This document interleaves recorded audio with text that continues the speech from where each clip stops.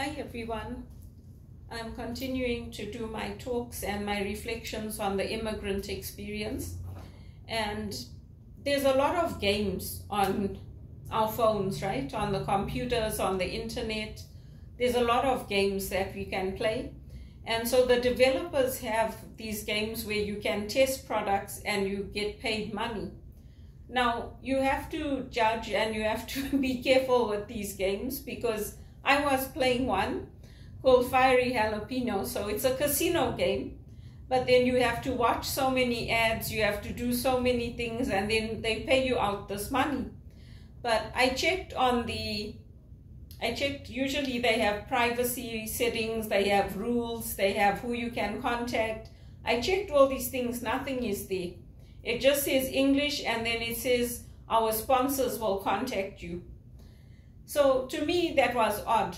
So I just disconnected it. I deleted my information, and it was tied to an old PayPal account that they can't pay into anyway.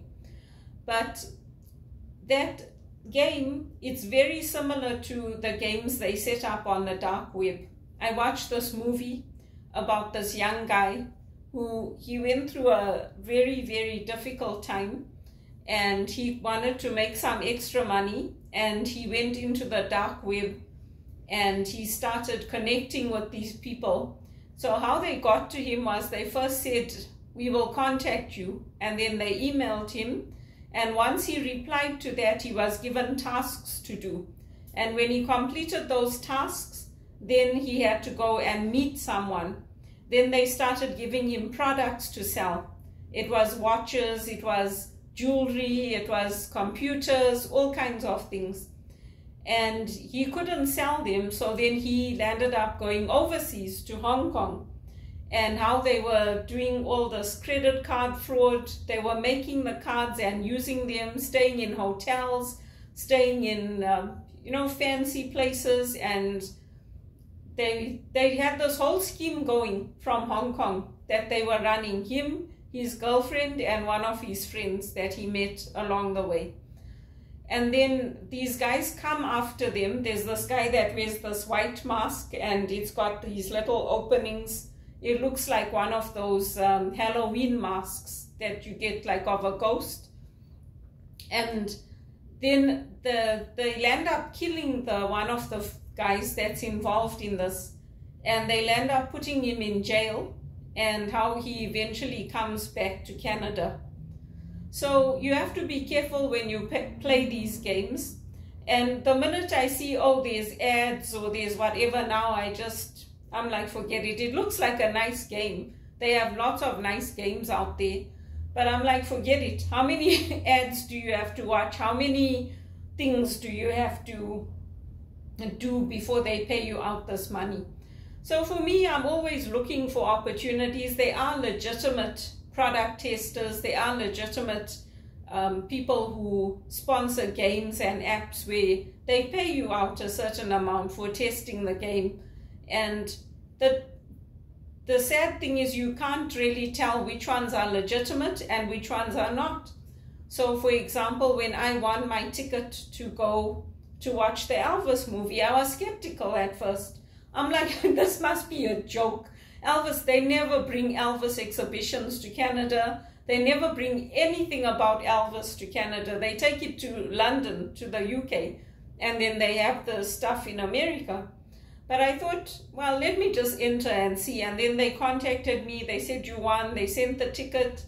And then I found out, okay, which theater it was showing at. And I went and I watched the movie. But I was a little skeptical. I was like, Elvis, I don't think they're going to show an Elvis movie for free, but it was legitimate. And the same way, my spiritual director, when I told her about how I got through all these hard times, especially here in Canada with Elvis's music and how it kept changing on my computer, even when the family were there. And she said, you know, you like Elvis very much. I said, yes, I do. She said, you know, that there was a young guy that he was singing and they liked him and they paid for his ticket to go to Graceland, and he got to sing there in front of everyone. I said, oh, Sister Eileen, I would love that. I would love to go to Graceland and play Elvis's piano and sing with him like his daughter with that hologram. But yeah, you have to be careful today because you never know which ones are legitimate and which ones are not. And I guess that's the thing that we have to know. That movie is out there. I can't remember the name of it, but it was a Canadian guy. And he went to prison for a long time there in Hong Kong. He wasn't staying in touch with anyone while he was doing all this scheming. And when he did try to phone his mother couldn't hear him on the other side. So they arrested him, they put him in jail, and nobody knew where he was. That's why it's important to stay in touch with family, with friends, with work colleagues, so that if you go missing and something happens, at least somebody knows where you are. And he completed his sentence there, and eventually this girl that he was involved with, she came and she found him, and they came back to Canada. So it's very dangerous. It's very dangerous. That's why with me, I try to stay in touch with my brother. I try to stay in touch with my mom and with WhatsApp, with messaging my cousins. And I try to make sure that I connect with them, even if it's to just say, hi, I was thinking of you, what's happening? Because when you're working at home, it's good that I'm in a permanent job. But for many people, you're on contract. So you don't have a relationship with people. You don't get to know people. They don't get to know you. You're there for 3 to 6 months like I was, and then you move on. And it's very hard for an immigrant, especially if you don't have those ties and you don't have people watching out for you. At least for me, I've got the church. Even on my contracts, I always had the church. I went to church on a weekly basis. And if Father Larry didn't see me there, he'd say, Belinda, I haven't seen you this week. What happened? And I tell him, sometimes I'm sick, I don't go, or sometimes I have to work at the weekends. When I was working and I had to work at the weekends and I had weekdays off, I used to go to church every day. Every day I used to go for the 8:30 Mass and then come home, say our rosary together, all the ladies, and then come home. So whatever schedule God worked for me, whatever schedule I had to do, I still found a way to keep that connection to my parish, to keep that connection with my priest, reading at church, joining in my prayer meetings, and that at least has been one stable thing. I don't go to Regis College that often, and after the harassment investigation closed, I told Father Gordon, I don't call him Father because I know him, I just call him Gordon, but I told him I have to be invited now. If you want me to come to anything, I have to receive an invitation because of what happened. So I do still like to go out. I like to meet people. I like to go out once in a while to a restaurant. And I don't go out all the time to buy coffees, but I've been very blessed at my workplace when I win the Employee of the Month. My managers have given me gift cards for Starbucks. So I'll go and I'll get myself a Starbucks once in a while. So I'm very fortunate, I'm very blessed to have a permanent job, but I'm also looking for better. And if there's no growth where I am, if there's no opportunity to earn better, if there's no opportunity to use all the skills I have with project management, with executive assistance, with the transferable skills and knowledge I have, then I'm looking outside and I'm not hiding it from them. I've had the conversations with them. They know that I want a better wage, I want a better salary, I want opportunities for growth. So that's what I'm doing, and I'm hoping and praying. People are saying, oh, there's a recession, but there's always a recession in Canada. From the time I came here, it's always been, oh, things are not good, things are not getting better, we need more foreign workers, we need this, we need that. But there's never any perfect timing, just like there's never any perfect time to start a family or to get married or to go to university or to go on a trip.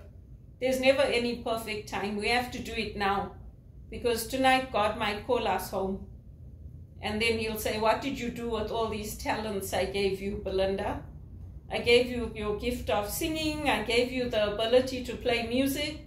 I gave you the ability to be a spiritual director. I gave you the ability to read at church. I gave you so many talents. What did you do with them?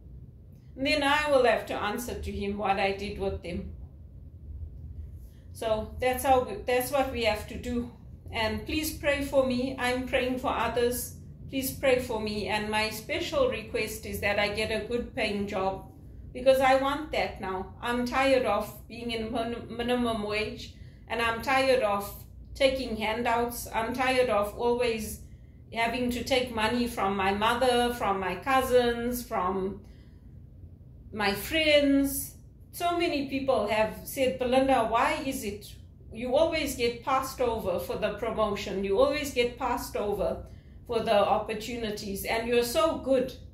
And I'm like, oh, I don't know. That's what happens. Every time I get put forward, they choose someone else. Every time I apply for an executive assistant role, or I apply for a permanent job, there's always some excuse, or there's always some reason.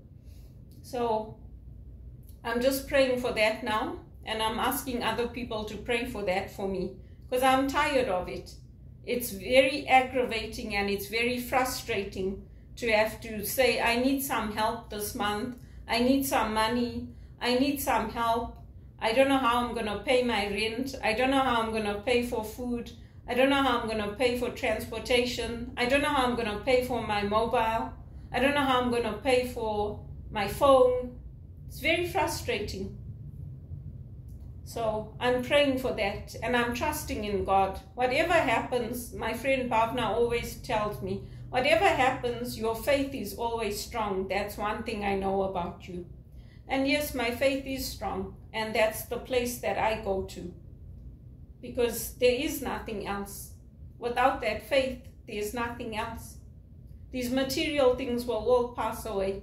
I'm also going to pass away. And that's the faith that will stay.